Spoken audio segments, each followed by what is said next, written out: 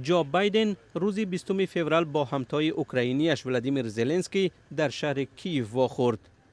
زلنسکی گفت که سفر بایدن علامت نهایت مهمی پشتیبانی از همه اوکراینی ها است. دیدار بایدن با زلنسکی در کاخ مارینسکی در مرکز کیف صورت گرفت و آن را نمایشی از پشتیبانی کشورهای غربی از اوکراین نمی‌دانند که روسیه به آن تقریباً 1 سال پیش حمله کرد.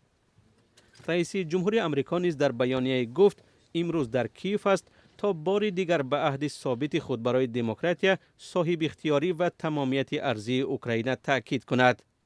بایدن گفت بسته‌های نوی کمک نظامی را به اوکراین اعلان خواهد کرد. تجهیزاتی که کیف و شهرهای دیگر اوکراین را از حمله‌های هوایی روسیه امین خواهد داشت. بسیاری ها انتظار دارند که روسیه در هفته‌های آینده به ضد اوکراین حمله‌های نوی را آغاز می‌کند.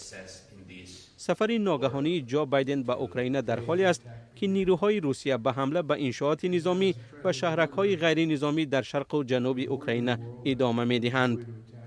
در عین زمان ولادیمیر زلنسکی میگوید نیروهای اوکراین در جنگ با سربازان روس در اطراف شهرهای بخمود و وولهدر ولایت دونتسک به آنها تلفات فوق‌العاده وارد کردند. بنا به گزارش‌ها نیروهای روسیه در هفته‌های گذشته در اطراف بخمود و وولهدر تلفات زیاد دادند. در این جنگ‌ها سربازان زیادی از اوکراین هم تلف یافتند. هیچ یکی از طرف‌ها درباره تلفات سربازانشان اطلاع دقیق نمی‌دهند و تصدیق ادعاها درباره جنگ هم مشکل است.